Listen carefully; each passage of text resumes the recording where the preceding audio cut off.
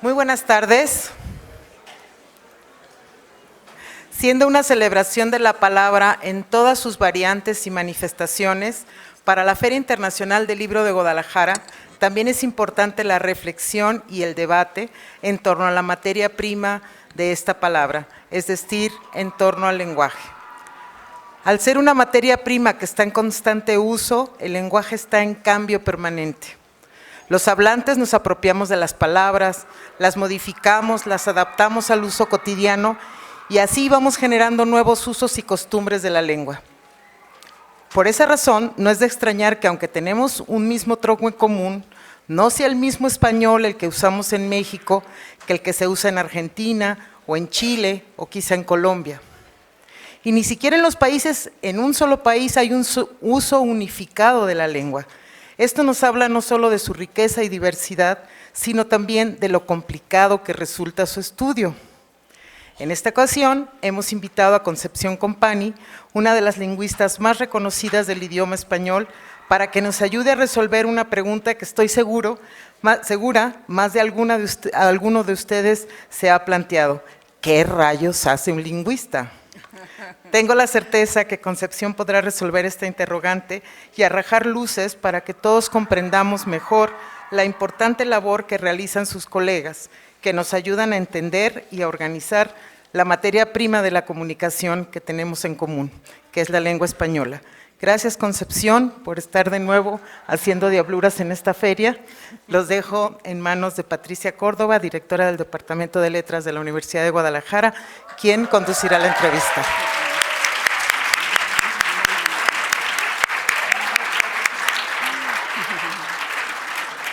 Bueno, un honor estar aquí esta tarde acompañando a Concepción Company, una de las contadas investigadoras que ha ingresado al Colegio Nacional, que fue fundado en 1943 y que precisamente cumple 75 años.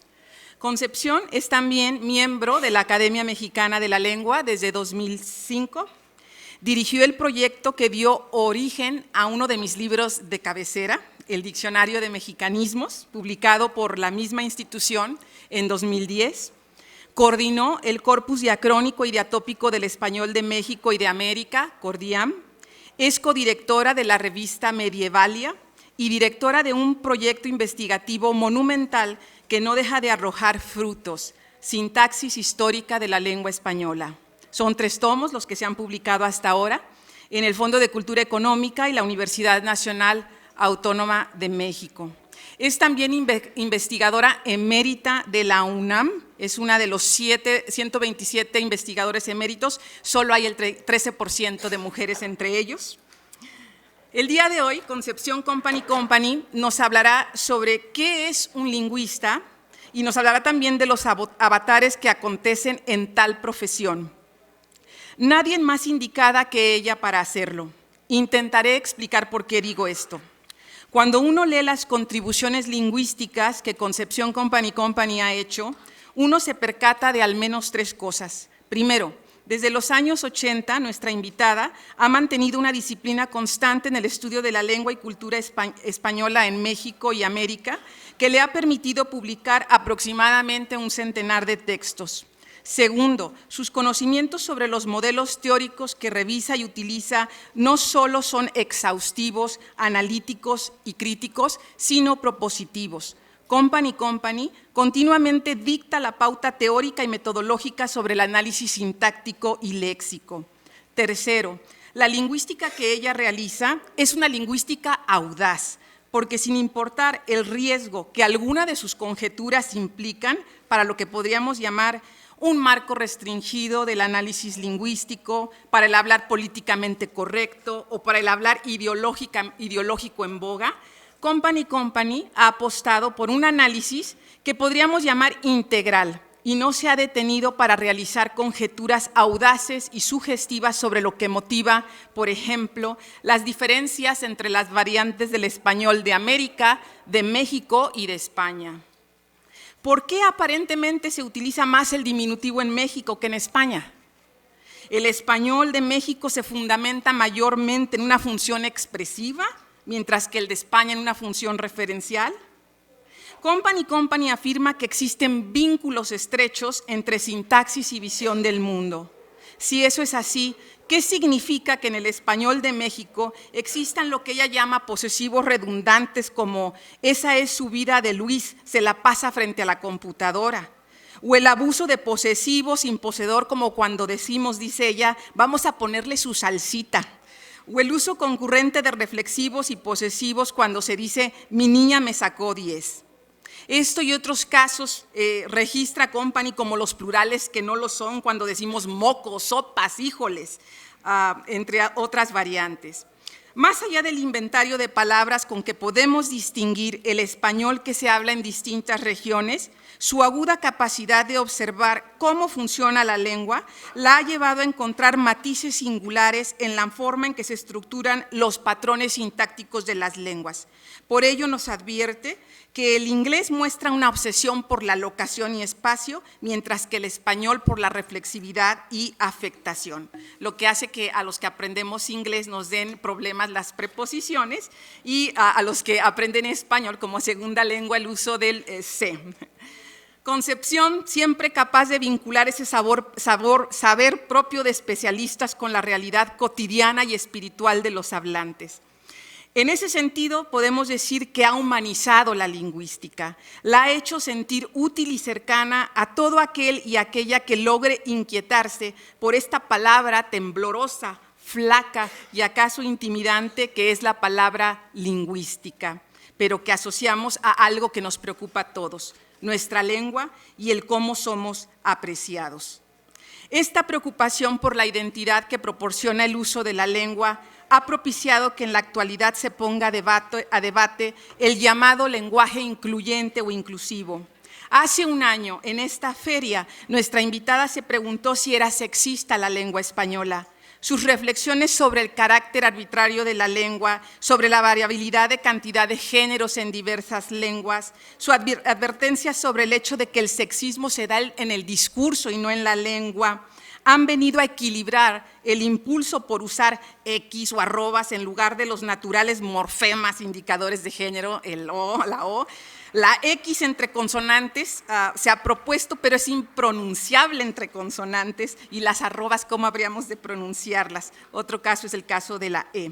También ha aplicado, estoy segura que sin percatarse, la máxima de Foucault que advierte que los hechos anteceden al discurso cuando ella dice no me incluyas por ser mujer, pero no me excluyas por ser mujer. Es decir, es más importante ese hecho que la cuestión del género, el sexismo que hay detrás del género en la lengua. Y cierro diciendo lo siguiente, Concepción Company gusta de decir que ella es una obrera de la lengua, una obrera de 3 disciplinas, filología, sintaxis e historia. Así lo dijo en su discurso de ingreso al Colegio Nacional el año pasado y lo ha dicho en la cátedra que dictó en la serie Grandes Maestros de la UNAM. Desde mi perspectiva, decirlo es un gigantesco gesto de modestia, porque si lo es una obrera excelsamente calificada. Yo diría que Concepción Company no es una lingüista, sino la lingüista de México y de otros lares. Seas muy bienvenida, querida Concepción. Muchas gracias.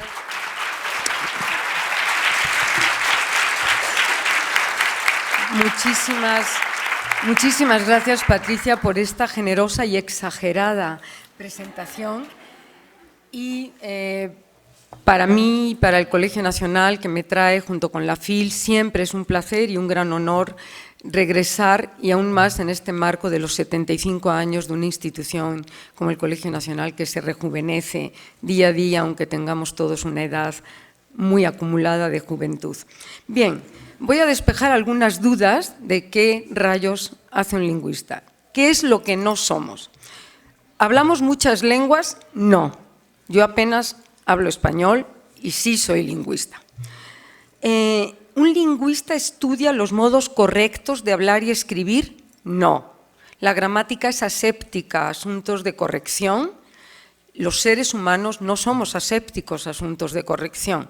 Dime cómo hablas y te diré quién eres, pero a la gramática no le importa si se dice haiga sido como haiga sido, es perfecto español. modelado sobre tenga y sobre haga. ¿Un lingüista estudia el valor estético de las obras literarias? Pues no, pero tampoco estamos peleados con la literatura, porque trabajamos la literatura y encontramos a veces el ángulo que un hablante de la calle no puede encontrar y el creador lo lleva a su máxima expresión y nos da pistas enormes sobre qué hay entre lengua, cultura y sintaxis. Un lingüista es un técnico del mundo editorial que se preocupa por corregir la redacción y el estilo. Tampoco. Entonces, ¿qué demonios es un lingüista? Pues es un profesional de la lengua, es un científico. Yo me defino, me gusta como una obrera de la lengua, que estudia cómo y por qué los seres humanos somos los únicos seres vivos sobre el planeta Tierra capaces de hablar, de poner una palabra tras otra, de tener sintaxis y de construirla de modo libre y creativo. De hecho, se nos define como seres de sintaxis libre. Ese es el rasgo definitorio como seres humanos, seres de sintaxis libre. La capacidad de tener sintaxis libre, que es poder decir cosas nunca antes dichas y entender cosas nunca antes oídas, entre otros rasgos, tiene una base neurofisiológica complejísima. Para decir un monosílabo sin mover las manos, estamos cerca de los 70 músculos movidos, para un simple monosílabo, cerca de 70 músculos. Una base neuronal muy compleja. Al cabo del día, un ser humano normal que no sea muy platicador habrá hecho más de 150 millones de sinapsis neuronales, pero también es un condicionamiento cultural de rutinas y de hábitos aprendidos, porque en realidad la gente no quiere cambiar nada, quiere asimilarse al grupo y de vez en cuando quiere parecer más inteligente que el grupo. Esa es la dinámica casi natural de cualquier ser humano, los hablantes de todos los días. Por lo tanto, una lengua, lo que a mí me interesa de la lengua, que es la parte sintáctica, es una larga y lenta sedimentación histórica de rutinas gramaticales y de significado también, que son culturalmente identitarias para cualquier ser humano. O sea, nos identificamos a través de cómo hablamos. Nos importa mucho más la oralidad que la escritura. El último inventario del Instituto Max Planck daba una cifra de 6.104 lenguas hace 3-4 años, de las cuales 92% viven en la oralidad, nunca han conocido la escritura y tienen el mismo espesor cultural que ese 8% que ha desarrollado escritura. Por supuesto, cualquier lengua se puede escribir con un alfabeto fonético internacional, pero cuando decimos desarrollar escritura es haber sedimentado y creado un sistema de signos convencionales por los cuales una comunidad le hereda escritura de padres a hijos, a nietos, etcétera, etcétera, con un proceso de alfabetización adecuado. La última lengua que se conoce, que creó este sistema de escritura de manera sedimentando hábitos, es el armenio con fines eclesiásticos y fue en el siglo XIV. Entonces, nos preocupa mucho la oralidad, nos interesa la oralidad y tenemos la firme convicción de que no hay ni lenguas mejores ni lenguas peores, así sea una comunidad de 100 hablantes, así sea una comunidad como la lengua española de casi 500 millones de hablantes, todas son capaces de expresar su visión de mundo, su cultura y su identidad a través de la lengua. Bueno, dicho lo cual, que esto es un poco dominguero, vamos a aterrizarnos en ejemplos de la vida real y de la lengua real. ¿Cómo funcionamos? Un método básico de la ciencia, porque somos científicos, aunque sea un poco así como pretencioso, pero sí, somos científicos, como un físico o como un químico o como un matemático, es comparar. Comparamos, podemos comparar dos lenguas, podemos comparar dos dialectos de una misma lengua, podemos comparar dos periodos históricos, podemos comparar dos tipos de construcción para decir lo mismo aparentemente, podemos comparar qué hace la literatura con qué hace la oralidad en un determinado mundo de significados. Y entonces voy a centrar los minutos que me quedan, vamos a ver si dejamos unos 10 minutos, si te parece, Patricia, para preguntas. Los minutos que me quedan los voy a centrar en dónde están las obsesiones, algunas de las obsesiones sintácticas del español que en palabras bonitas y domingueras se llaman patrones de gramaticalización. Pero son obsesiones, o sea, ¿qué nos importa en lengua española? Y tenemos que comparar para saber qué nos importa. Y si nos queda algo de tiempo, voy a plantear si somos científicos de ciencia dura. En la Academia Mexicana de la Lengua, los jueves, a veces, cuando se plantea algún problema de lengua, nuestros amigos literatos, no quienes están aquí presentes, dicen, a eso que lo resuelvan los técnicos de lingüística. y un técnico lingüista aquí, don Pedro, me mira con una cara así como diciendo… Bueno, hay quienes piensan que somos como fuera del mundo de las humanidades, que estamos fuera del mundo de las humanidades. Yo creo profundamente que somos unos científicos profundamente humanistas porque estudiamos el patrimonio intangible de los seres humanos que son las lenguas, cualquier lengua. Muy bien, vamos a ver una obsesión, ya la ha avanzado Patricia porque la estudié en algún momento de mi vida. Podemos comparar dos lenguas y nos damos cuenta dónde está un patrón sintáctico del español. Por ejemplo, los verbos posturales, que son aquellos que codifican el cambio de postura en el espacio, el cuerpo, cómo se mueve. El inglés dice lay down y el español dice acostarse. Kneel down, el español arrodillarse. Wake up, el español despertarse. El inglés sit down y el español sentarse. El inglés stand up y el español levantarse. Y un larguísimo etcétera de verbos posturales. Entonces, lo que nos damos cuenta es que el inglés pone preposiciones, que a veces, bueno, no es muy claro si son preposiciones o son adverbios, hay toda una discusión en la que no voy a entrar, locativos como down, up, y el español lo que pone es un se. ¿Y eso qué significa? Bueno, pues al inglés, la pesadilla, el patrón de lexicalización del inglés, lo que le importa a un anglohablante es el cambio del cuerpo en el espacio. O sea, lo que el anglohablante codifica es el espacio, que es el lugar donde se mueve y cambia la postura del cuerpo y como consecuencia del movimiento que ha tenido el individuo. En cambio, en español, con ese se, que es un pronombre reflexivo en su origen histórico, lo que le importa a la lengua española, a cualquier hablante, es la afectación que sufre el ser humano como consecuencia del movimiento en el espacio. El mismo significado con dos modos de codificación. Y en efecto, una pesadilla para quienes no somos anglohablantes es saber el cambio de significado cuando metemos preposiciones o adverbios en inglés. Look at, look after, look for.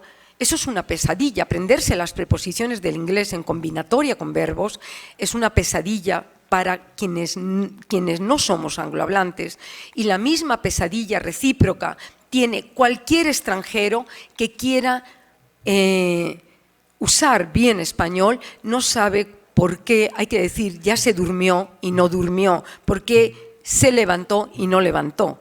Es decir, tenemos que usar la afectación y efectivamente la afectación es uno de los patrones que permea la lengua española cuando se dice yo te como de todo y uno se queda así, los extranjeros se quedan como ese tec, ¿no?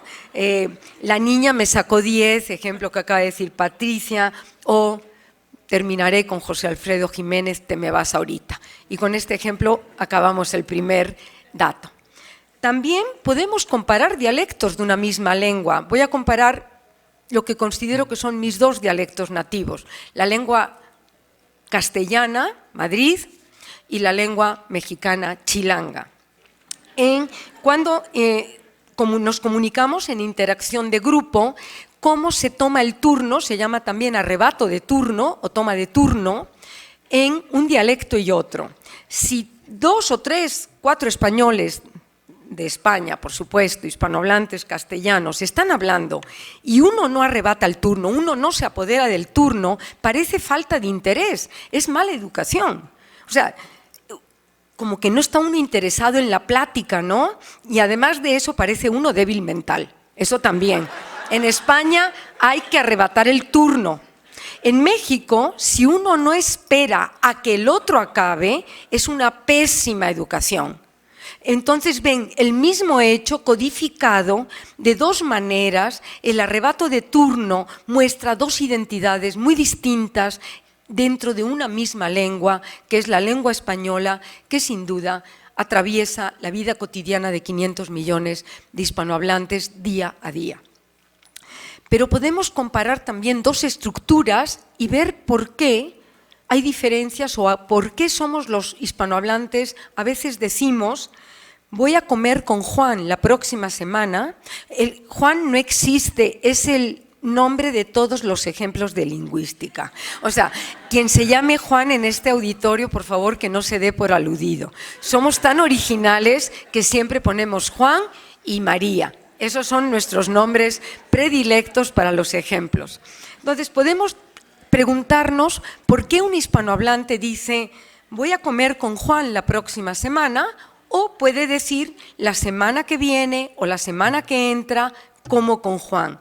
Qué curioso, en la primera oración el individuo se desplaza en el tiempo, en el camino, un voy a comer con Juan, y va a llegar a una meta porque el desplazamiento en el espacio, el movimiento en el espacio, hay que invertir tiempo, esa es la metáfora, hay que invertir tiempo para llegar a la meta. El espacio es la base metafórica de la temporalidad. Y en otros casos es el tiempo el que se mueve hacia el individuo, como la semana que viene, la semana que entra, el año que viene, el porvenir, lo venidero.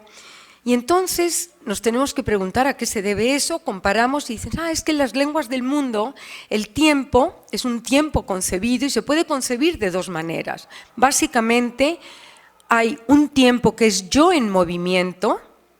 El individuo se mueve en el tiempo, como esta de voy a comer con Juan la próxima semana, se llama yo en movimiento. O el otro modo de concebir el tiempo es tiempo en movimiento. Es el individuo está estático y es el tiempo el que viene al individuo. ¿Por qué en español usamos mucho más voy a comer con Juan que la semana que entra como con Juan o comeré con Juan? Bueno, pues estas 2 conceptualizaciones tienen que ver, la preferencia de la lengua española por voy a comer con Juan, tiene que ver con un cambio histórico fundamental que modificó nuestra visión de mundo, que es el cristianismo.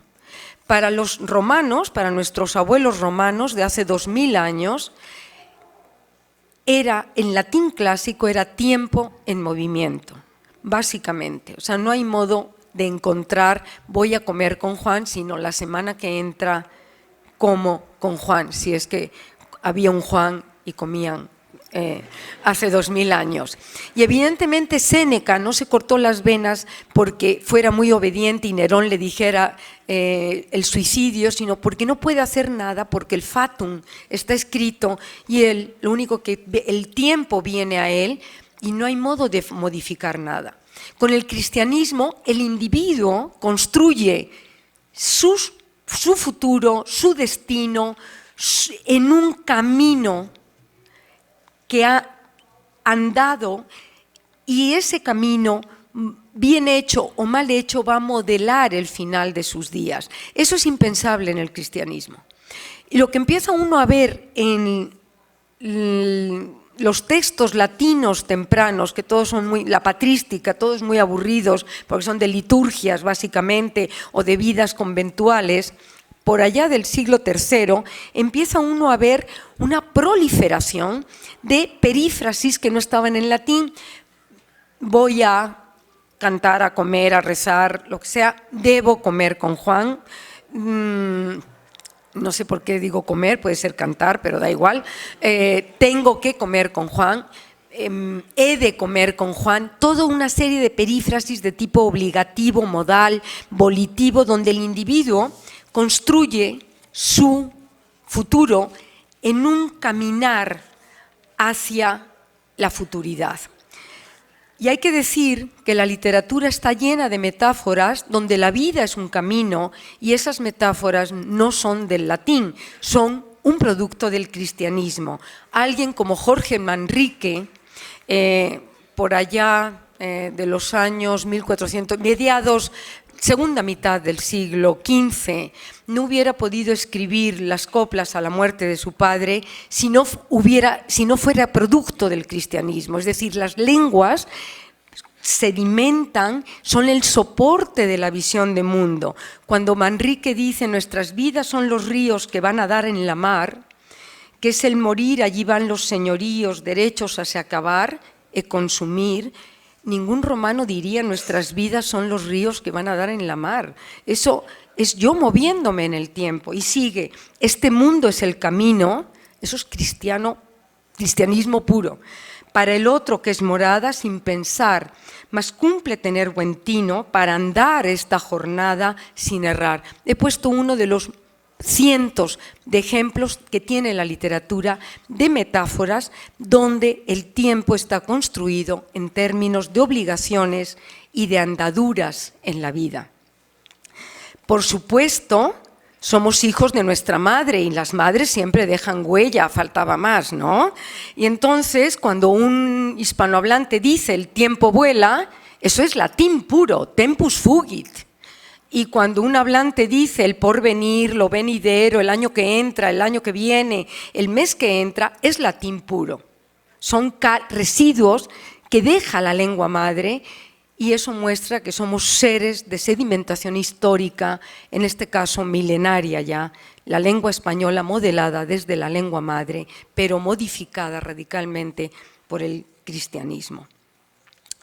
Hay que decir que un padre de la Iglesia, San Agustín, decía, el tiempo es tiempo concebido, eso es impensable para un romano clásico, eso no está en Cicerón, para nada,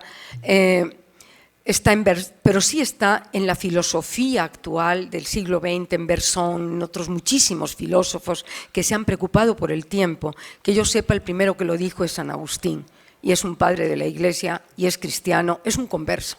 Entonces, bueno, son los radicales, ¿no? Bien, vamos a pasar a un último ejemplo, que es ¿cuál es nuestra relación con la literatura? Es una relación compleja, pero la literatura para nosotros, además del placer de leerla en la noche, disfrutarla, leerla en el borde de la alberca y entre aviones o entre camiones, la literatura es una fuente. No puedo competir con el caballero o la dama que está en el salón de al lado, eso sin duda. La lingüística es apasionante, pero no hay competencia posible con el de al lado. O la de al lado, no lo sé, no lo sabemos. El salón de al lado. Bien, leemos de otro modo y apreciamos la obra literaria desde otros ángulos que posiblemente el escritor ni siquiera fue consciente de lo que estaba haciendo, de esa creación sublime. Y esa creación sublime a un lingüista le da pistas, unas pistas fantásticas de cuál es el valor básico, fundamental de una construcción, de un patrón sintáctico. Y ya que en esta universidad hay una cátedra internacional Cortázar, una cátedra extraordinaria Cortázar, Julio Cortázar, voy a leer un fragmento de Rayuela donde usa pelirrojamente. Debo decir que las gramáticas, bueno, nadie que esté en su sano juicio va por la vida diciendo pelirrojamente, porque corre el riesgo de que lo empiecen a mirar y lo dejen de manera rara y termine uno en la casa de la risa, que es el manicomio, si lo dice muy seguido. Y las gramáticas normativas dicen que los adjetivos de color no forman adverbios en mente. Darío tiene adverbios en mente, azulmente, y también dicen las gramáticas normativas que no forman Los adjetivos de forma, que indican la forma de un objeto, tampoco construyen adverbios en mente. Y en Vallejo, en Trilce, tenemos cóncavamente, para una relación erótica particular. Entonces, bueno, pero regresemos al pelirrojamente de Cortázar. Es una sorpresa, ¿no? ¿Por qué los escritores usan adverbios tan raros, ¿no? Qué cosa, nadie que esté en su sano juicio dice rojamente, pelirrojamente, azulmente, ¿no? Y les voy a leer un fragmento de Cortázar donde está este pelirrojamente. Probablemente todos hemos leído esta magnífica novela de Rayuela, pero leo el fragmento y los pongo en contexto. En el quinto piso los esperaban Ronald y Babs, cada uno con una vela en la mano y oliendo a vodka barato. Wong hizo una seña. Todo el mundo se detuvo en la escalera y gritó a capela el himno profano del Club de la Serpiente. Otro pequeño fragmento, lo salto. Ronald se apoyó contra la puerta, pelirrojamente en camisa a cuadros. Y entonces uno dice, ¿de cuál fumó Julio Cortázar? Ajá. Muy bien. Cuando uno empieza, les voy a poner en contexto, si recuerdan, hay unos argentinos que andan por París, esta pareja inicial, que son absolutamente insoportables porque adoran la cultura francesa y abominan de todo lo francés. Y este pasaje, concretamente, Ronald y Babs están en un departamento y hacen una pachanga a la 1 de la mañana y le dice Babs a Ronald, no, nos van a correr, no hagas ruido, y el otro muy porteñamente dice, a mí no me importa que suban. Y hay que imaginarse a este señor Ronald en camisa a cuadros, oliendo a vodka barato, apoyado contra la puerta, pelirrojamente esperando a sus invitados. ¿Qué es esto? ¿Qué hace un lingüista con esto? No lo escondemos, no lo podemos esconder porque estamos analizando adverbios en mente. Y entonces nos damos cuenta, ¿qué hace un escritor con este adjetivo? Y uno empieza a darle vueltas a la neurona, somos científicos, tenemos que echar mano de la cultura, comparar con la cultura. Y dicen, el pelirrojo es el signo de la transgresión. Toda la iconografía medieval, Judas es pelirrojo. O sea, está Cortázar en un adverbio, en un adjetivo, construyendo un adverbio, juntando un adverbio que además también es románico, o sea, no era latín, está construyendo una imagen de la transgresión. Y este señor Ronald no solo va en camisa a cuadros oliendo a vodka barato, sino que apoyado contra la puerta, así en una actitud de, a ver, a mí estos parisinos me valen. Si no, no tengo que decir nada más porque me van a nombrar directora del Fondo de Cultura Económica.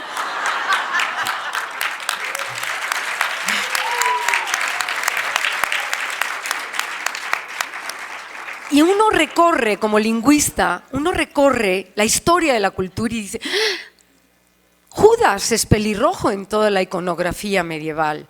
Y yo particularmente llamé a amigos míos porteños y me decía, claro, en los años 50 y 60 las prostitutas de Buenos Aires se teñían el pelo de rojo. Y dije, claro, en la Celestina también y en el arcipreste de Ita, el pelo de Aleña, de rojo.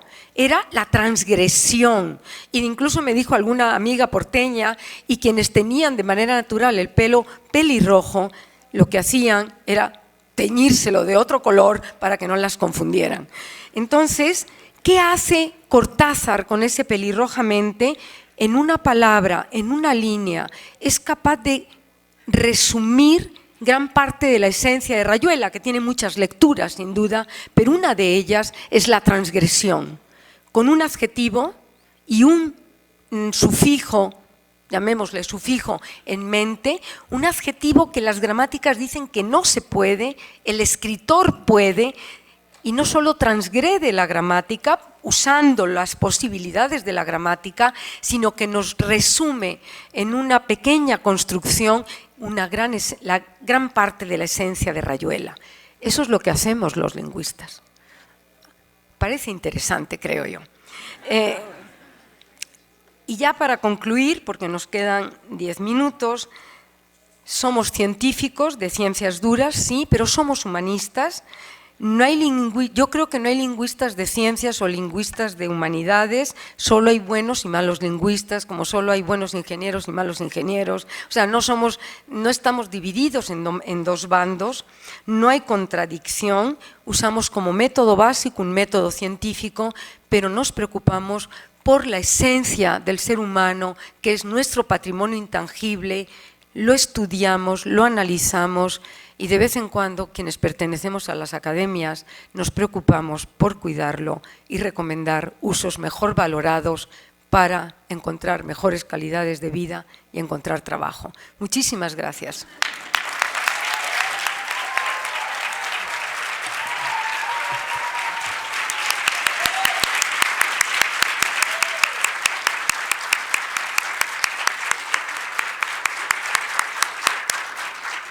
Bueno, pues según lo prometido, tenemos 10 minutos para preguntas, así que aprovechen. Primera mano levantada por allá. Allá, ¿sí?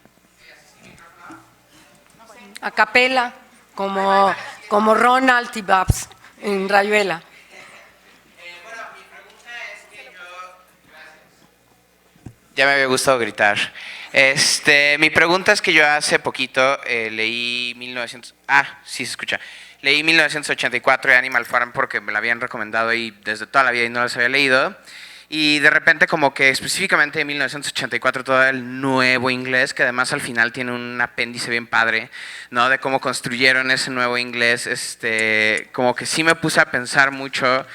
Aquí en México no está sucediendo realmente, pero en Argentina sí he visto videos de Facebook un poco más extremos. No sé qué tanto está sucediendo y escucho que en España también. Esta cosa de la ideología como que detrás del lenguaje y la prohibición de ciertas palabras y como que la recomendación sutil de usar ciertas conjugaciones inclusivas en el lenguaje. Y yo no tengo una opinión específicamente sobre si eso está bien o mal, pero quería preguntar como todo lo que hay detrás de eso y si tú podías dar tu opinión al respecto. Gracias. Bien, era inevitable esto, el lenguaje incluyente o inclusivo. Bueno, yo lo que creo es que la lengua es de todos, como lo acabo de decir, que la gramática es de todos. La gramática lo único que hace es codificar sedimentadamente siglos de visiones de mundo, de manera convencional y arbitraria. Tan es arbitrario y es convencional. Cuando digo convencional es que es un acuerdo de miles, de millones de personas. Nunca en la historia de la lengua alguien se levanta por la mañana y dice: hoy voy a usar palabras domingueras, hoy voy a ser incluyente, hoy sí voy a usar lenguaje incluyente. Eso no es cierto, eso nunca ha ocurrido en la historia de una lengua. ¿Qué pienso yo? Que cualquier imposición sobre modos de usar la lengua es un acto de autoritarismo, así de simple. Lo primero que hace un régimen autoritario es decir qué no se debe leer, cosa que todos leemos, por supuesto, qué sí se debe leer, cómo se debe hablar, cómo no se debe hablar, etc. El problema que usted pregunta no es banal, está dándole visibilidad a las mujeres, sin duda. A lo mejor hay cientos ya de manualitos de la Secretaría de Gobernación, del INMujeres, en todos los países se han hecho intentos. Bueno, algunas constituciones están desdobladas en masculino y femenino, todas las posibilidades, porque no siempre la lengua española puede desdoblar. La Constitución de Venezuela es un caso típico, archi ejemplificado, donde todos los cargos, para decir algo tan simple como que para ejercer un cargo de elección popular se tiene que ser venezolano de nacimiento, el artículo, creo que es el 42, es así de largo porque dice presidenta, presidente, presidenta, siempre van los masculinos por delante, entonces yo me pregunto ¿por qué? Pero bueno, el único que no desdoblan es fiscal. En ningún artículo de la Constitución es fiscal, por lo tanto es arbitrario. No hay fiscalas, podría haberlas, ¿por qué no? Sin ningún problema. A mí me parece un acto inútil, lo voy a decir así abiertamente, un acto elitista, usar X, usar arrobas. Si yo no tengo un teclado, las otomíes, las huicholas no tienen derecho a ser iguales y nunca han tenido escritura y menos un teclado.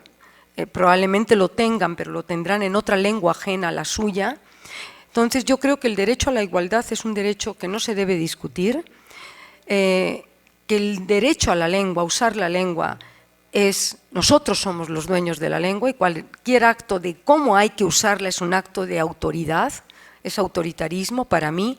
Y además le voy a decir, como historiadora de la lengua, creo que es ir a la superficie, esta batalla de todos y todas, o todes, que bueno, es parte de la creatividad de ser seres de sintaxis libre, ¿no? O sea, da lo mismo.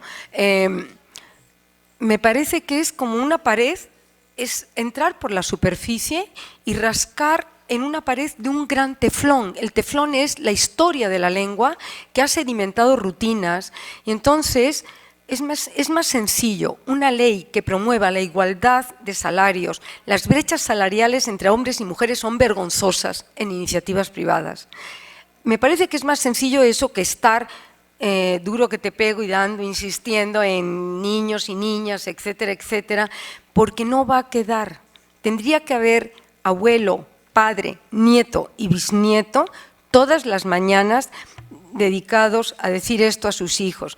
Buenos días, niños y niñas. ¿Cómo quieren? Y todo desdoblado. Y eso no va a ocurrir. Es un lenguaje impuesto, le da visibilidad. Han puesto las mujeres en el tapete político esta discusión, pero están entrando por el lugar, a mi modo de ver, más difícil y es como una pared de teflón la historia de la lengua. Hubo una campaña de rectoría de la UNAM hace unos años que decía por toda la UNAM, igualdad es que te llamen arquitecta. Y yo le escribí una carta al señor rector de hace 2 periodos y le dije que eso era una tontería, que lo quitara. Igualdad no es que te llamen arquitecta, a mí me pueden decir, oye tú, es más, que no me llamen de ninguna manera, pero que me paguen igual y que si soy mejor me den mejores oportunidades.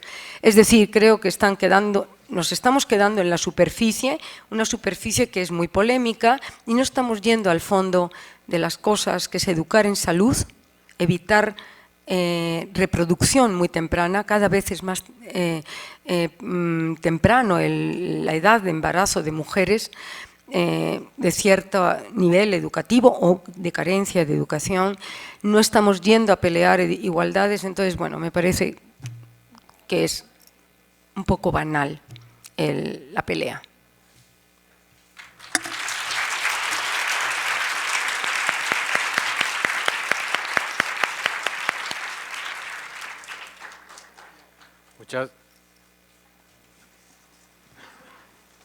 Muchas gracias por no evadir la pregunta que le hicieron. Gracias por decir que era inútil y por mencionar lo de la imposición. Y bueno, la economía del lenguaje, pero en fin, la pregunta va aparte sobre otra cosa. ¿Cómo le recomendaría a uno, si tiene curiosidad por el lenguaje, pero a veces como que es más fácil leer lingüística o leer cosas sobre el lenguaje en otro idioma? Porque si uno lee sobre la lingüística del español, sí es interesante, pero llega un punto en el que uno dice, pero eso ya lo sabía, ya lo hago. Es como un saber inconsciente, innato, y al leer lingüística es hacerlo consciente y empezarlo a analizar. Y sí es muy interesante, pero hay veces que por esta presión social del conocimiento útil, claro que es útil la lingüística y todas las ciencias, pero como para hacerlo un poco más accesible. A mí me ha pasado que termino aprendiendo un poquito más cuando leo sobre gramáticas y cosas del inglés, porque digo, bueno, así lo mejoro, porque no es mi lengua materna, que leyendo sobre el español. Bueno, está usted preguntando un punto complejo, ¿qué recomendaría yo? Que lea buenos lingüistas, de la lengua que sea, que lea y que haga ejercicio de entender las tripas de la lengua por dentro y cuál es la relación entre lengua, visión de mundo, cultura, filtrada por una arbitrariedad y una convencionalidad. Ahora, lo que usted está diciendo, ¿por qué le es más útil leer inglés o por qué lo entiende mejor? Debo decir que los grandes maestros de libros de texto son lengua de imperio. Cuando una lengua es de imperio, tiene que filtrar y quedarse con la esencia. Son grandes lingüistas porque tienen que enseñar la lengua en muchísimas partes, como lo fue las gramáticas del español en el siglo XVII. Entonces, es una característica, creo yo, típica de lenguas de imperio, del inglés particularmente, tiene grandes lingüistas y hacen excelentes libros de texto porque lo tienen que entender en cualquier parte del mundo, porque es la lengua franca de muchísimas disciplinas. Pero yo lo invito a que haga un esfuerzo de leer lingüística y leer literatura sorprendiéndose de qué puede hacer un literato que no hacemos los seres humanos de la banqueta, porque no nos van a dar el premio Planeta, más bien nos van a encerrar si decimos rojamente, pelirrojamente o cóncavamente. Pero en parte tiene razón, y también le resulta más fácil a usted, porque al comparar, usted lo que está haciendo es comparar su propia, usted dice, es que esto ya lo sé, claro que lo sé.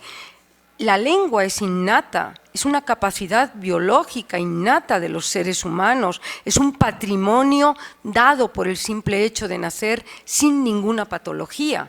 Entonces usted claro que lo sabe. Al confrontarlo contra otra lengua, lo que hace es aflora contrastes que usted intuía en su propia lengua, lo entiende mejor, pero yo lo invito a que tome los retos de seguir leyendo lingüística en español. Puede ser absolutamente apasionante. Muchas gracias.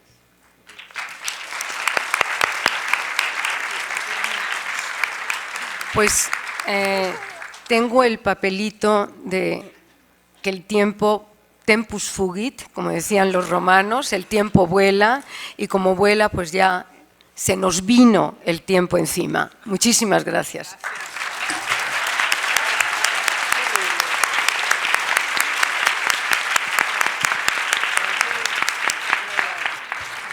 Tendrían que darte dos.